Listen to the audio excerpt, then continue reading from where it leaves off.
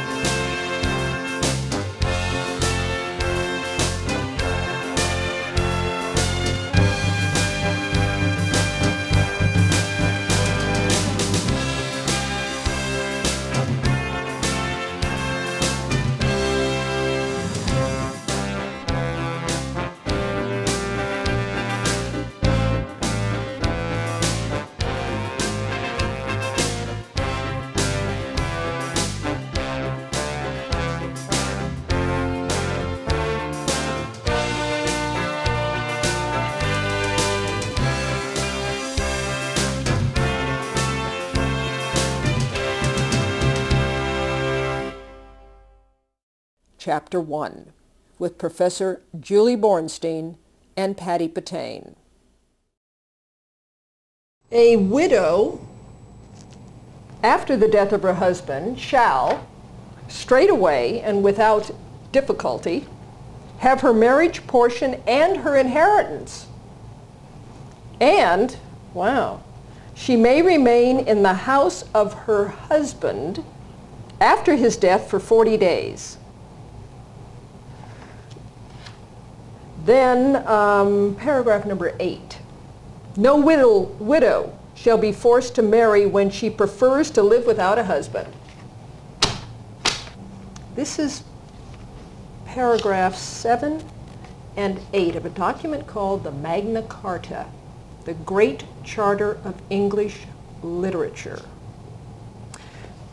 Professor Julie Bornstein, why is something that was written 705 years before the United States 19th Amendment to the Constitution grant women, our mothers, the right to vote? Why does something called the Magna Carta show up predominantly in the study of political history? Because the Magna Carta was a document, a bargained for contract by the nobleman who represented the people and the King of England, who prior to the signing of the Magna Carta had absolute power over his subjects. So it is a document that restricts the power of government. And that laid in some way in this written Magna Carta document the foundation, the belief, the what for our basic constitutional rights? That's what our Constitution does. Our Constitution is meant to be a document that restricts the power of government. What is very interesting that I found, and ladies and gentlemen, I have Professor Bornstein, the Honorable Julie Bornstein. I've chosen to be my teacher, thus your teacher, because I do not recall any of this from my high school days. For whatever reason, Julie, something seems to change. I don't know whether I'm the only one, I doubt it, but between high school and Medicare, something has kicked in here about the incredible importance of understanding how we as Americans became who we are today as a result of these events in history. 1215, the Magna Carta, 405 years later, something called a Mayflower Compact, which is maybe kind of a blip in history. The Declaration of Rights, the Declaration of Independence, which most of us are fairly sort of kind of familiar with. So what I'd like to do is receive an education from you. Women were, wow, not treated very nicely up, I would imagine, in the part of the world that had such an influence on us as Americans. Women were property. In the years when the Magna Carta was written in the 13th century in Western Europe, women were property. Sadly, in the 21st century, in some parts of the world, women are still property. There's a similarity here, and I'm grateful for the book that you have given me because I'm actually learning something. I enjoy it now. The first paragraph says, first of all, have granted to God and for us and for our heirs forever, have confirmed by this our present charter that the English Church shall be free and shall have its rights intact and its liberties unfringed upon. This has language, freedom of elections, in consideration, is considered most important and most necessary to the Church of England. There seems to be quite a connection between rights in this document and religion, whereas apparently when it got to us, the founding fathers, that didn't quite go over very big, this religious government connection. Well, and of course, this was during the period of the Inquisition, number one. Number two, the church was a very powerful political institution, not just simply a religious institution. And you've heard the phrase, the divine right of kings. Mm-hmm. Kings derive their power from God. So to dispute the king meant to turn your back on God. Commonly in England in this time period, the oldest son would inherit the crown, but his brothers, some legitimate, some not, half-brothers, whatever, as long as they had some royal blood, were often elected to be the bishops or the archbishops. The Archbishop of Canterbury was a very powerful role in England in the Middle Ages, less so now in modern times, although the position still exists. And the church leadership was then supportive of and important to the crown. Also, when kings were coronated, they often traveled to Rome to have the Pope's blessing to recognize the importance of that king to Christendom. And so there was a very close connection throughout the Middle Ages to kings of Western Europe and the Catholic Church. And when they speak of the Church of England in the Magna Carta, they are talking about Catholicism, because the break with the Catholic Church did not happen, of course, until the reign of Henry Tudor. We all know Henry with his 8 wives and why he split off. Okay, yes. All right. Yeah, Henry VIII. With the wives. Yes. There's a song about him, I think, somebody. I'm Henry VIII, I am. Yeah. Yes, for us baby boomers, that's a song that we all know. Did not have a clue that this was really historical. Absolutely. Okay. The influence of this document does not really become apparent until, well, let's read on here a little bit. The next thing we have, and you consider this kind of a blip on the history. Well, I want to put this book in perspective. The book you're relying on is not a text. No. It's a book published by the government of the state of California to provide copies of our state constitution, the U.S. Constitution, the Declaration of Independence, and then whatever other documents that the state publishing house decided they should put in there.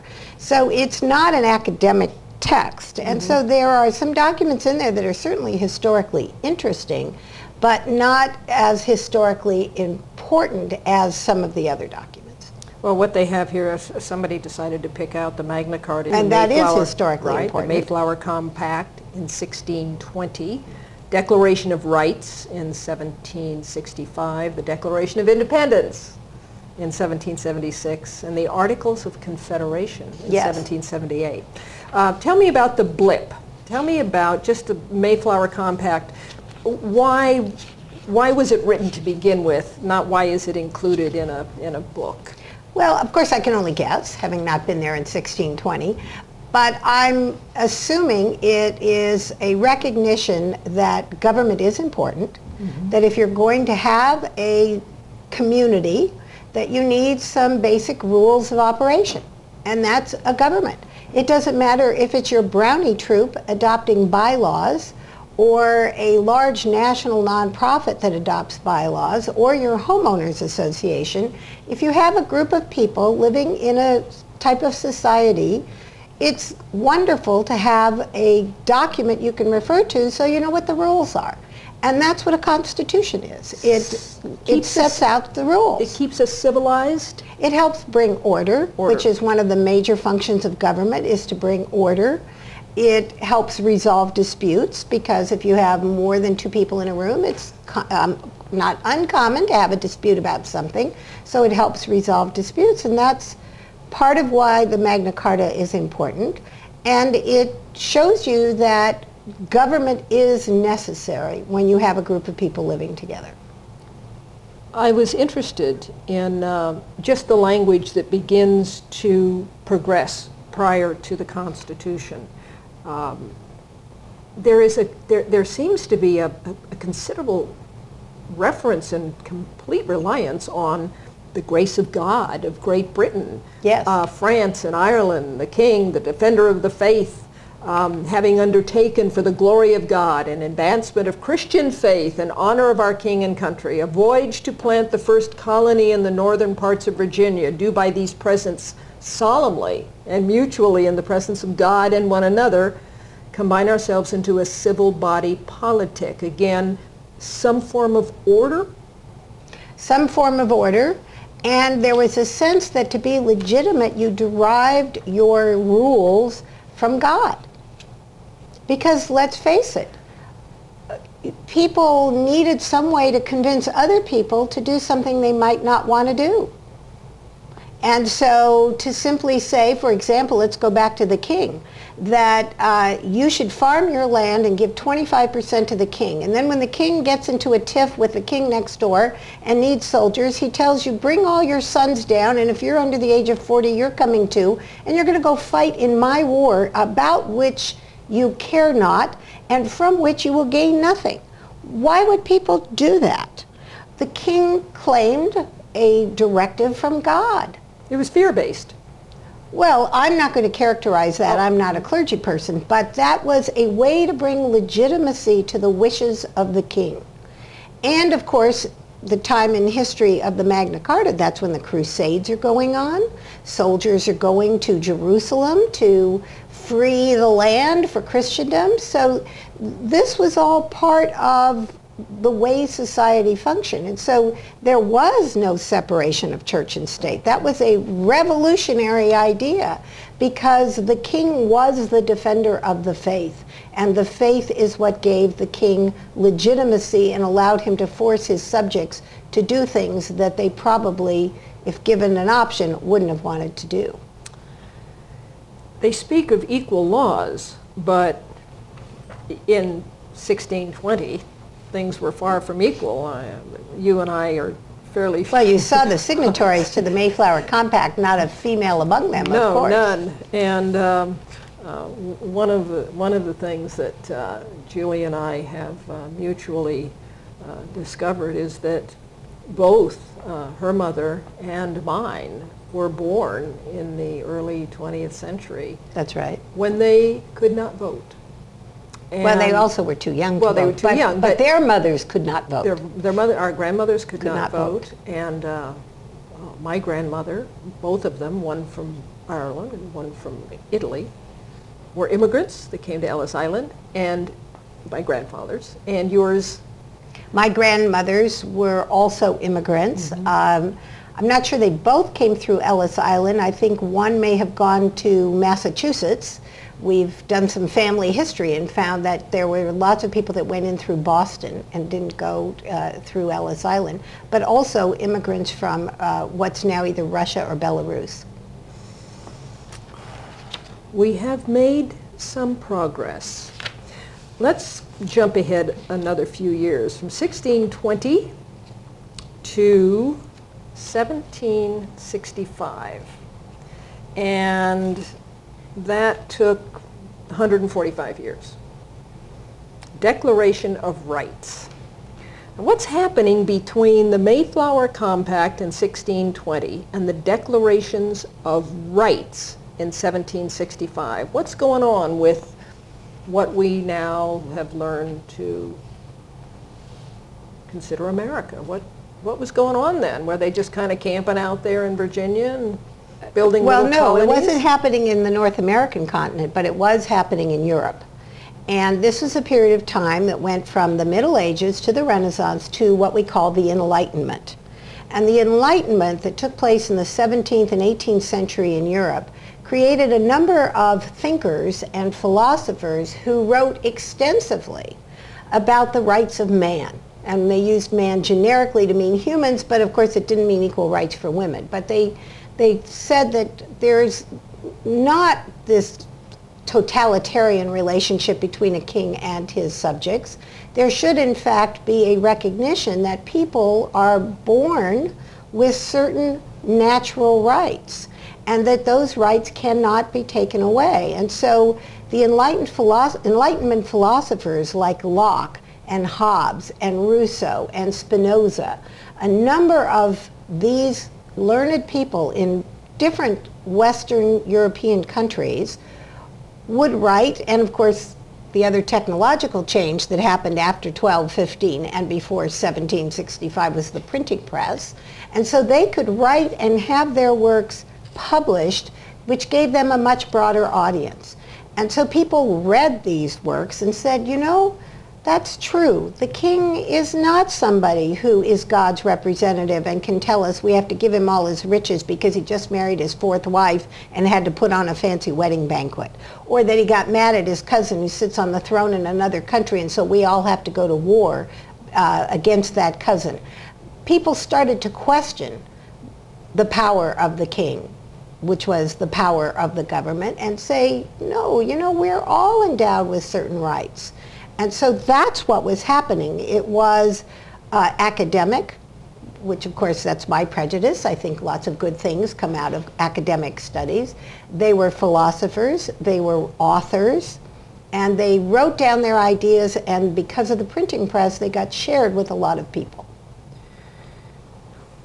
And it was from the Enlightenment writings of that time that in 1775, which then followed in 1776, the Declaration of Independence, it is from that Enlightenment period, that reading those historical documents, that what we call the Founding Fathers, the writers or writer of the Constitution of the United States, that Enlightenment is what fed their ability to understand and set forth what we call our rights today.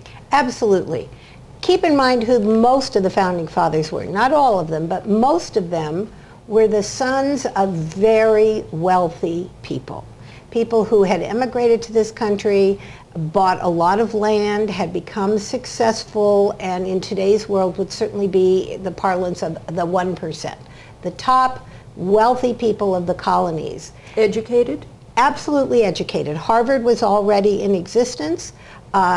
Princeton was already in existence. There were a number of universities, and these wealthy young men at a very young age were educated in what we would today maybe call the classics, but it certainly included the Enlightenment philosophers, yeah. No question. So they all had read them. And many of them met at college. Jefferson had friends that he met when he was at college. A number of our first presidents and founding fathers attended Harvard. There were a number of founding fathers who all knew each other from Princeton. And so they were college buddies.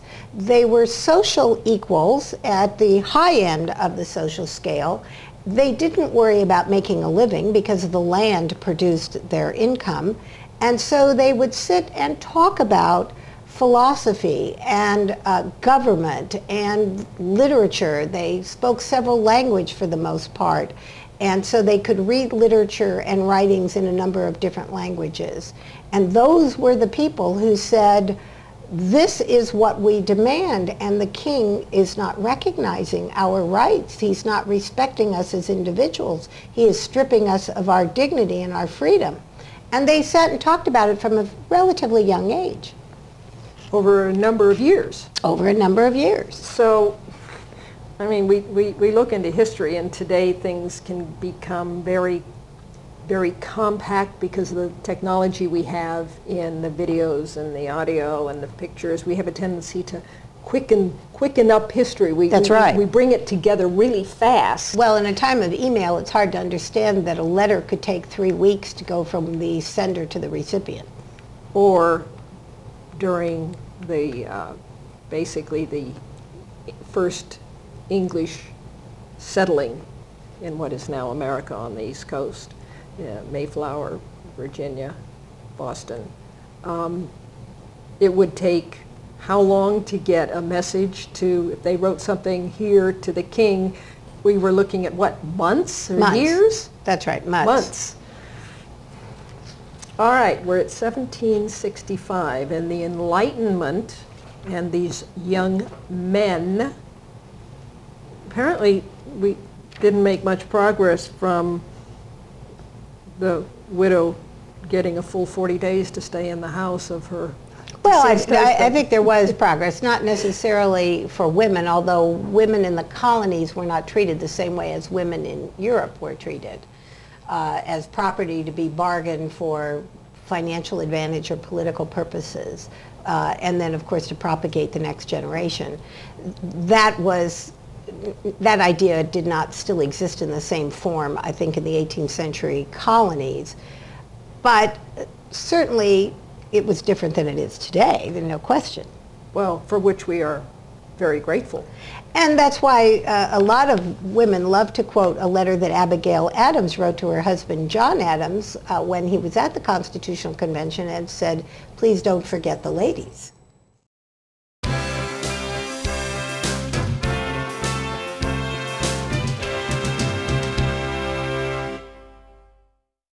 If they knew then what we know now, is recorded at the Palm Springs Air Museum. Well, you might ask yourself, what does World War II have to do with understanding the United States Constitution and the history that influenced its writing? If America had lost World War II, America would not be the America we have today. Much of today's Americans would not be Americans. World War II was the first war, and hopefully the last, that affected every American living between 1941 and 1945. That's everyone who fought in the Pacific and Europe, and those that served at home working for the war effort. Every single adult had a book of these, ration stamps. If you were a baby, your milk was bought with one of these. Gas for the car, food, anything you needed, you had to have a ration stamp for.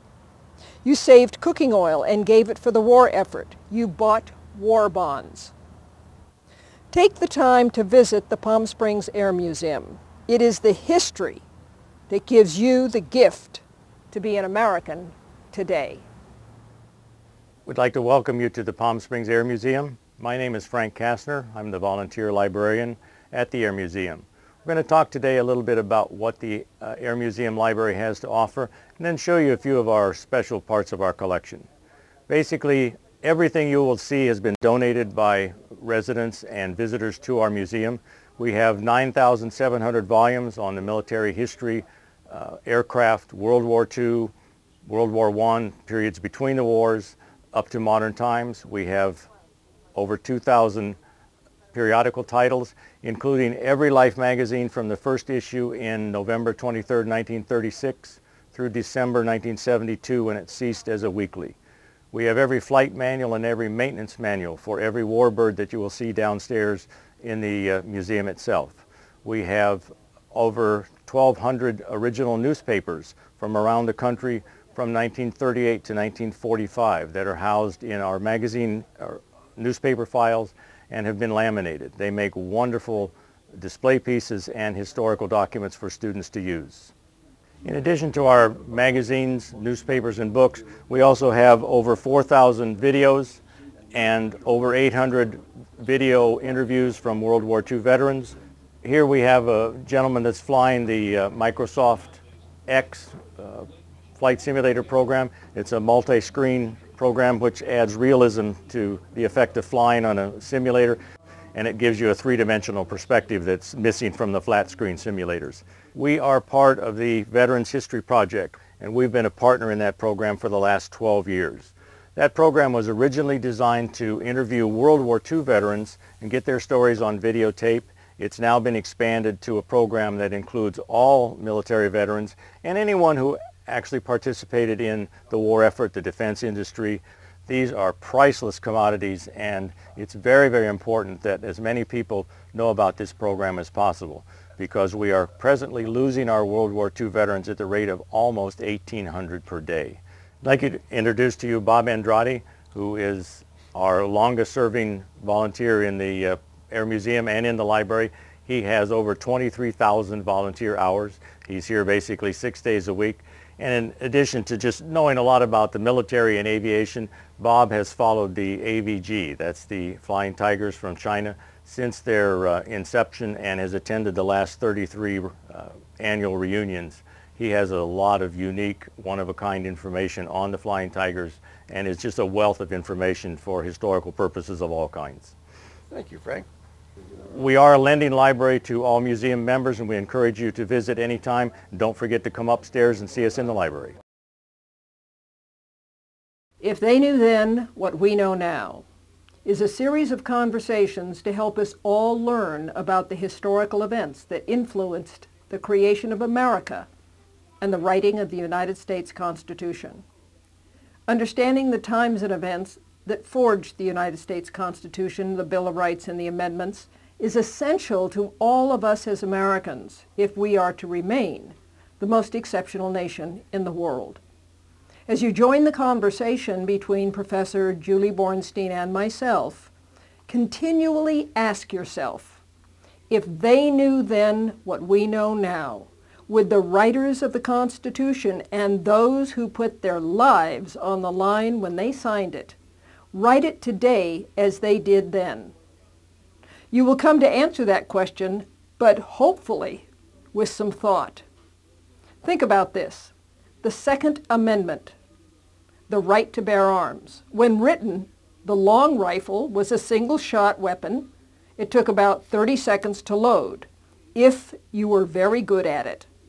It was unreliable and not very powerful. Today, the same Second Amendment applies to an automatic weapon, which can be loaded with 30 rounds of ammunition and fired in less than 5 seconds. Think about it. If they knew then what we know now.